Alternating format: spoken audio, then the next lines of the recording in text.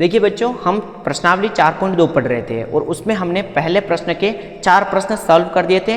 केवल लास्ट प्रश्न बचा था, उसको भी हम सॉल्व कर देते हैं। देखो प्रश्न है हमारा 100x² माइनस 20x प्लस 1 बराबर 0। इसको हमें सॉल्व करना है और मूल ज्ञात करना है, मतलब x का मान ज्ञात करना है। सर यहाँ पर ये 100 आ गया, बहुत बड़ी संख्या आ गई, इसको भी अभी तोड़ देंगे। कैसे तोड़ देंगे? देखो अपना x² का गुणांक 100 दे रखा है, अचर पद दे रखा है 1। 100 को 1 से गुणा करेंगे कितना आता है? सर 100 आता है। अब दो ऐसी संख्याएं बताओ जिनको गुणा करने पर 100 आए। 1 का भाग 100 में देंगे 100 आता है, 2 का भाग 100 में देंगे 50 आता है, 3 का भाग नहीं जाएगा, 4 का भाग देंगे 100 में तो कितनी बार जाएगा? 25 बार। 5 का भाग देंगे 20 बार, 10 का भाग देंगे 10 बार। उसके आगे नहीं जाना है क्योंकि वापस यही संख्याएं रिपीट होगी। सर ये क्या समझा रहे हो आप? देखिए यहाँ से ही आंसर आएगा। अपने को इनमें से एक जोड़ा ऐसा चूज करना है जिसको जोड़ने पर माइनस का 20 आए। कितना आए? माइनस का 20।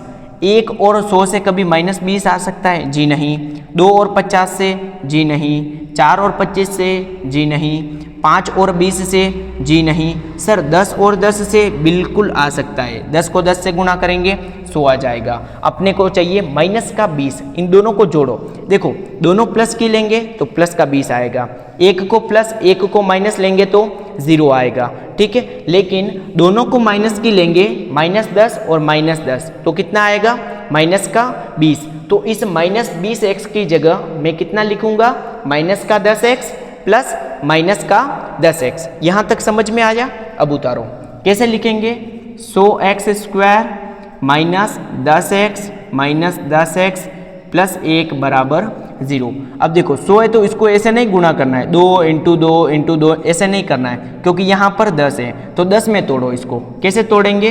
10 into 10 into x minus 10 into x minus 10 into x plus 1 बराबर 0। यहाँ तक समझ में आया?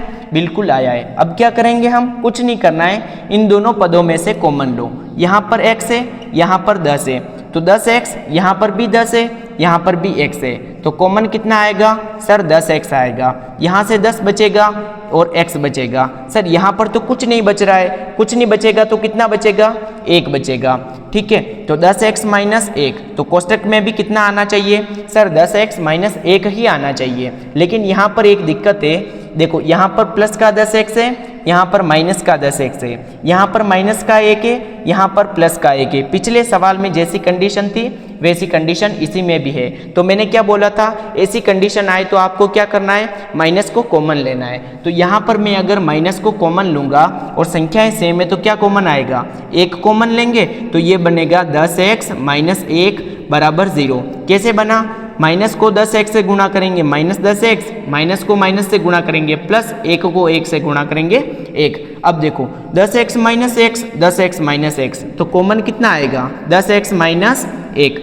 ठीक है, अब यहाँ पर कितना है? ये 10x माइनस 1 अगर मैंने कॉमन ले लिया तो यहाँ पर कितना बच रहा है? 10x बच रहा है। और यहाँ से मैंने अगर 10x माइनस 1 को कॉमन ले लिया तो कितना बच रहा है? माइनस का 1 बच रहा है। बराबर में कितना आएगा?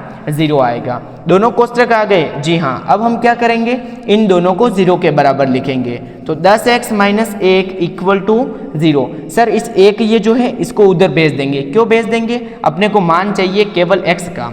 तो 10x बराबर 1 और x बराबर आएगा 1/10। कैसे आया? 10 इधर गुणे में था, पक्षांतरित किया तो 1/10। ये भी सेम सवाल है। 10x माइनस 1 बराबर 0 तो 10x बराबर 1 तो x बराबर कितना आएगा? 1/10। दोनों सेम आए? जी हाँ, दोनों सेम आए। और मेरे को यहाँ तक उम्मीद है आप सभी को ये प्रश्न समझ आया होगा। अगली कक्षा में हम आगे के प्रश्नों को सॉल्व करेंगे। तब तक के लिए जय हिंद, जय भारत।